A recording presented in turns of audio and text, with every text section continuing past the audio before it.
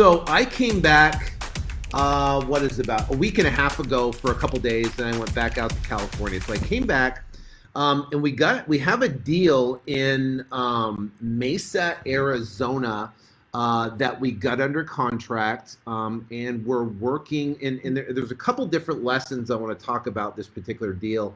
And then after I'm done, I'll go back and answer your questions, and we can talk, answer some more of your questions and stuff like that. So there's a couple things about this deal I think it's important that you can take away from, and you can learn something, and it's different, and it's a lot of people aren't talking about what to do in these certain situations and what we have done to push deals forward so we can get them closed. Because this is happening a lot right now, and we're seeing it a lot in our deals across the country, and be able to handle this problem that we're going to talk about is important. So first off, this deal came in Mesa. Now, Gia is one of my sales reps. She's been with me for years. She worked with the seller for probably about 6 months, back and forth. He wasn't ready yet. Built a good rapport with the seller, and got them to agree on a price and got them to agree on terms, right? Then another wholesaler went in, met with the seller, and pretty much offered them, said they would match our offer in terms. Now, once this other wholesaler found out that it was my company, Gia, and me, I happen to know this guy really well. And he's actually a part of our mastermind groups here locally in Phoenix. So really good guy. I know him personally, been to dinner with him, hung out with him. And I think I went to Cancun, Cabo out with a big group, and he was with that group, and we hung out a lot. So he's a really good guy. So once he found out that we had a negotiation. Now, we didn't have a contract, but we had a negotiation with the seller. He texted me and said, "Hey, I'm sitting with the seller," gave me the address. Gia's been working with him. Do you want a JV on it? And I said, "Yo, yeah, absolutely. I know Gia's been working with this guy for months now. I think, she'd be devastated if she lost it." So he goes, "Cool." And he got the contract, and we found the buyer. So the learning lesson in that is definitely go out and network with other people in the business.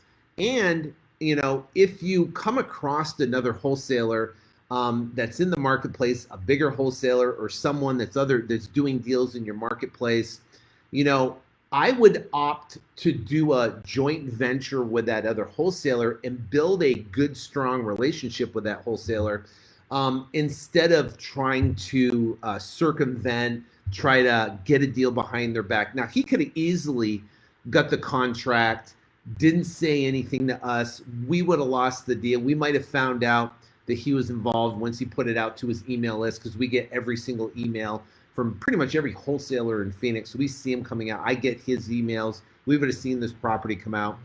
And he had no legal obligation to do a deal with us, but it was an ethical thing, right? It was an ethical thing. And he's a long-term thinker, and he believes in relationships versus not. So what happened was, and we worked great together on it. So the first lesson is number one, build a relationship with other wholesalers. If you run into a situation where you run into another wholesaler, always do the right thing. I've been doing this now for 17, going on 18 years. And if you always attempt in your best ability to do the right thing in everything you do, guess what? You'll have a great reputation. You'll have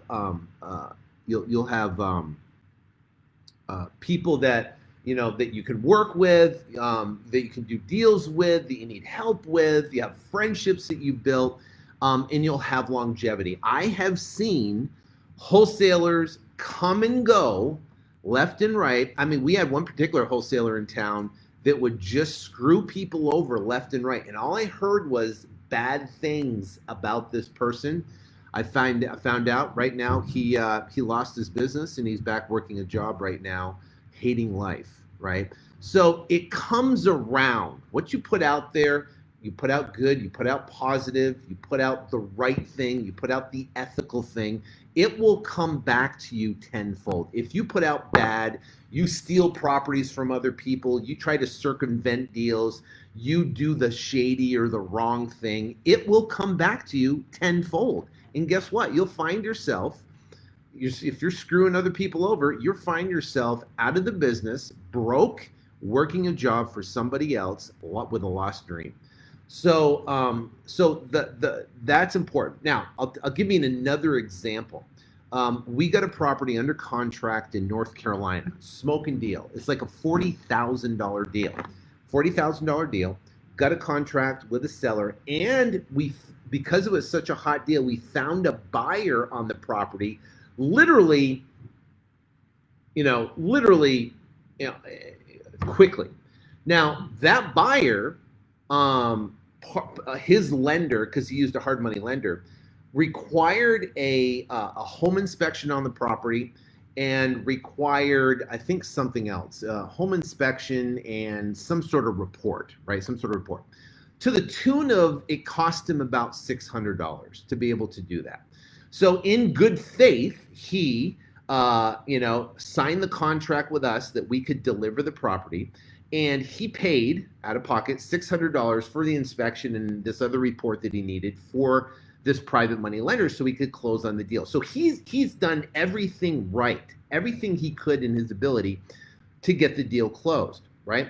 Well, I get a text from Carlos Reyes, right? You know Carlos Reyes. He's actually in Phoenix as well. Great guy. I know him. I've had him speak at my events before. Another big wholesaler. So he has a friend of his that's a wholesaler in North Carolina that we found out that has the property under contract as well, right? Has the property under contract as well and has a buyer on that property. So apparently what happened is the seller sold the property to two different parties, sold it to this other wholesaler in North Carolina and also sold it to us. We all went to work on it. We found buyers for it and we're moving forward with it.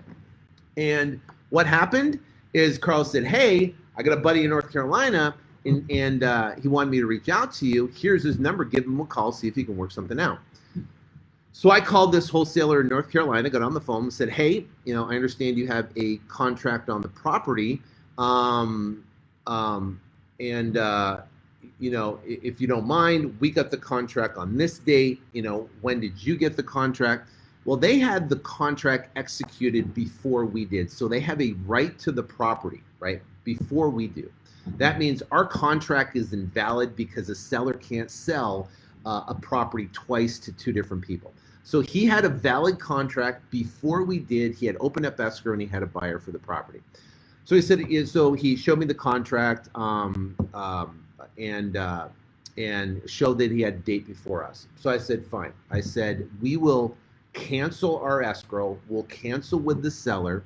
And I said, if for some reason your buyer flakes in any way, doesn't close in any way, is balks in any way, we have a buyer that's ready, willing to go. And he goes, well, the buyer's probably not going to balk on this deal because we've dealt with him before. He's bought a lot of properties from us. He's pretty solid. We said, okay.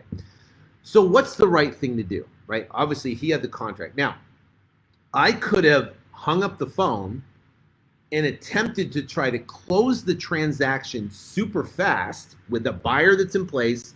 He's ready to go. He's done his reports and try to close it with a title company really quick before he closed on it.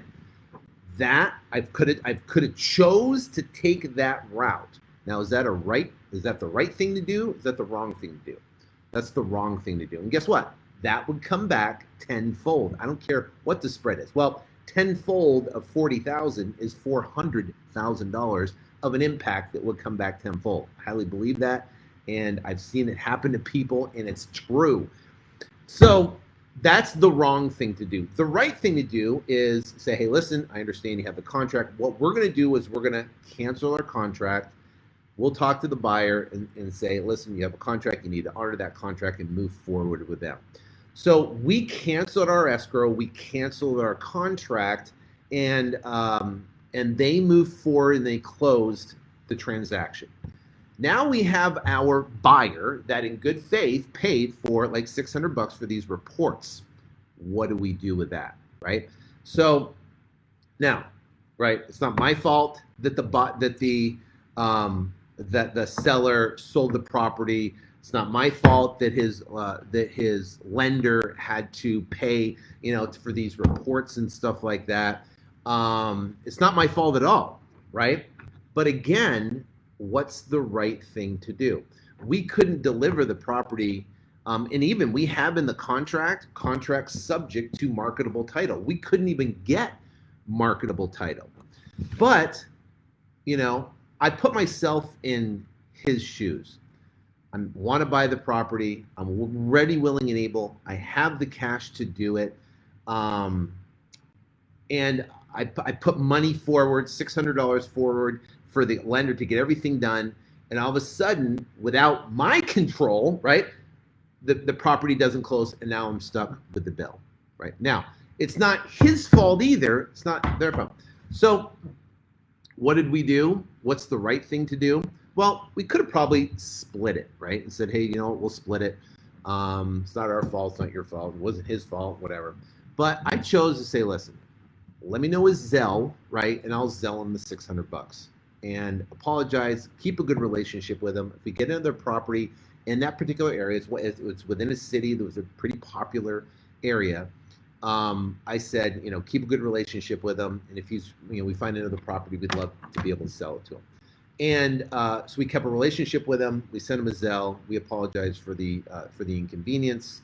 And that is how I do business, right? Now, there's no reason I had to pay him. I could have been, screw the guy, you know what? His lender wanted it. I have no obligation to pay it. And 99% of the people would have been like, because there is no obligation. It wasn't my fault, right? It wasn't his fault, whatever. He needed it for his stuff.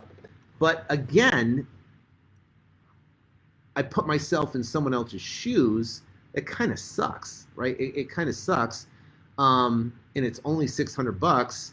And I know $600 is a lot, especially for nothing. But to keep a relationship and do the right thing, again, it comes back tenfold, right? So that being said, look at your business, because you will, a part of this business, run into other wholesalers in your marketplace, and you're going to have a choice to do the right thing or the wrong thing. Remember, whatever that decision is, there is what you sow, you reap, right?